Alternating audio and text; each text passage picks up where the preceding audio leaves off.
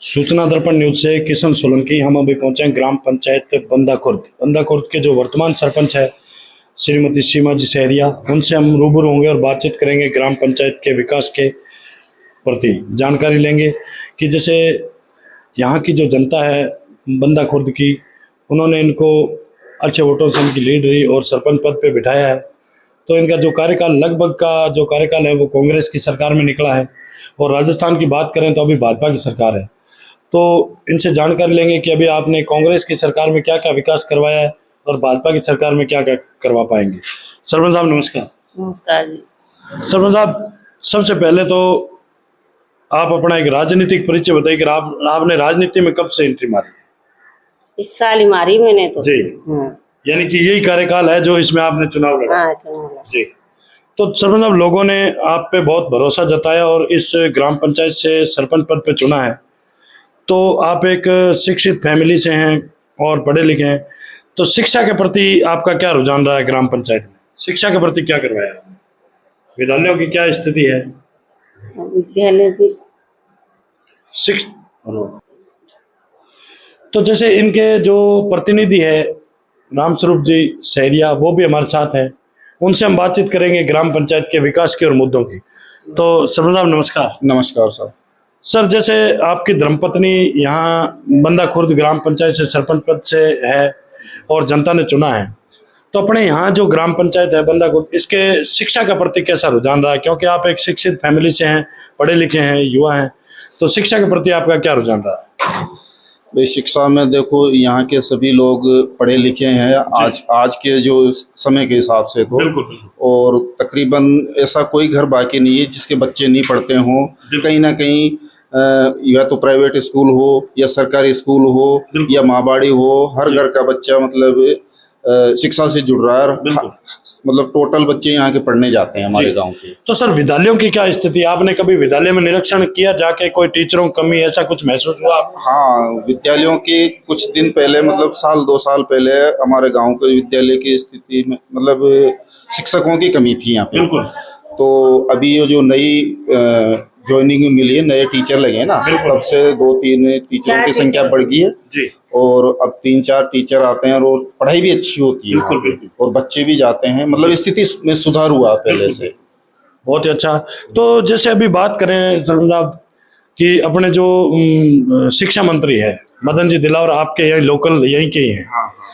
तो उन्होंने बहुत बड़ा यानी कि एक फैसला लिया है विद्यालयों के क्षेत्र में कि जैसे जो टीचर है वो विद्यालयों में मोबाइल वगैरह यूज नहीं करेंगे, और जैसे उनकी जो हाजिरी है वो बायोमेट्रिक लगेगी। तो इस पे आपकी क्या राय है? कैसे अच्छा किया या क्या? भाई, एक फैसले से तो मैं बिल्कुल सहमत हूँ कि विद्यालयों में टीचरों के पास यदि मोबाइल ही ना हो तो वो सबसे बढ़िया रहेगा मेरे हिसाब से तो। क्योंकि मैंने खुद ने भी आंखों से देखा है, कानों सुनने पे तो मैं भी विश्वास नहीं करता। हर जगह विद्यालयों में ये स्थिति है कि मोबाइल पे यूं ऐसे करते रहते हैं टीचर दिन भर। मतलब वो पढ़ाई वढ़ाई तो चौपट हो जाती है और वो मोबाइल देखने में मशरूफ रहते हैं टीचर। तो ये गलत है। बिल्कुल।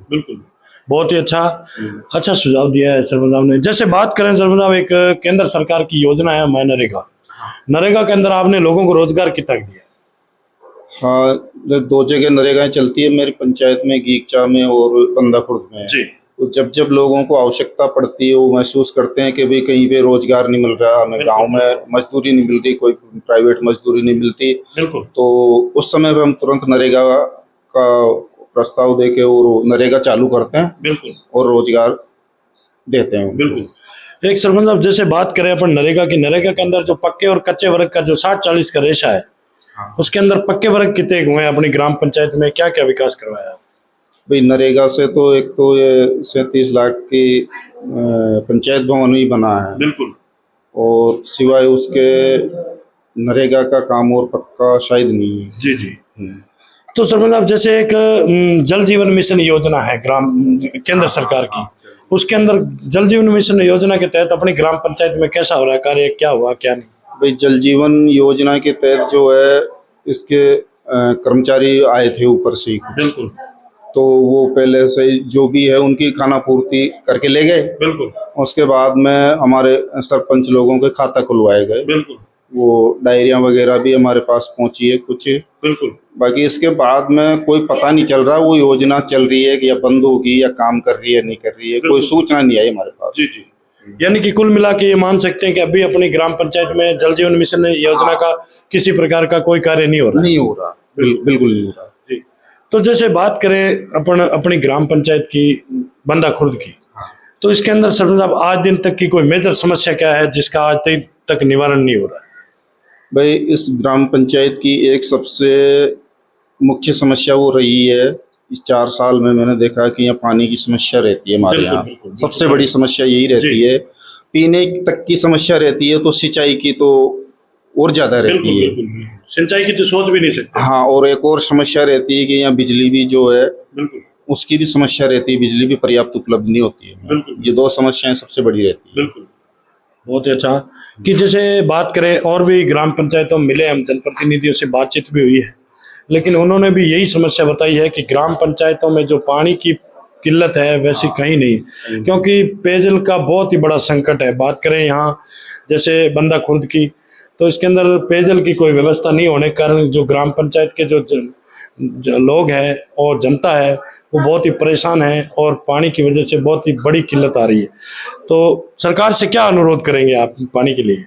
भाई सरकार से यदि कहीं पे मौका मिले या किसी से भी अधिकारी से बात करने का या लिख के देने का, तो मैं तो पूरा जोर दे के या लिखित में लेटर लिख के यही कहूँगा कि हमारे पंचायत के, हमारे फील्ड के लोगों को जो पानी की समस्या है उसका समाधान कराएं और करें, और बिजली की भी समस्या का समाधान करें। बिल्कुल बस। और तीसरी बात जो है कि आजकल रोड वगैरह है हमारे गांव में, छोटे छोटे जो रोड होते हैं, बिल्कुल सरकार इनकी तरफ क्या एक बार बना देती है लेकिन दोबारा से ध्यान नहीं देती है। बिल्कुल। तो ये तो एक बार बनाने के बाद में जो छोटे रोड होते हैं उतनी मजबूती से तो बनाया जाता नहीं इनको। बिल्कुल। और 2-4 साल में खराब हो जाते हैं, फिर उसके बाद में ना तो रिपेयरिंग होती है, ना कोई सुनता है जी, और लोगों को परेशानी आती है निकलने आने में।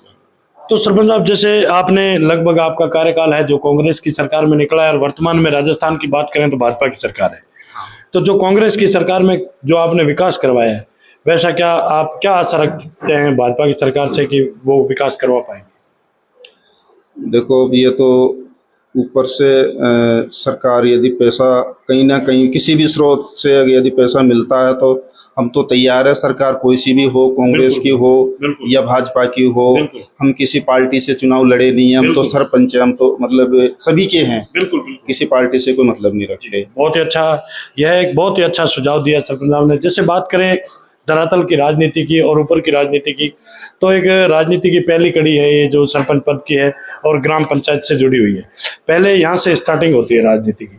तो जैसे सरपंच साहब ने बताया कि सरपंच की कोई पार्टी नहीं होती है, और किसी पार्टी की सरकार होगी वो हम उनसे यही अनुरोध करेंगे कि हमें ज़्यादा से ज़्यादा बजट दें और ग्राम पंचायतों में विकास करवा पाए। यही बात है सर? बिल्कुल साहब जी, ज़्यादा। बहुत ही अच्छा।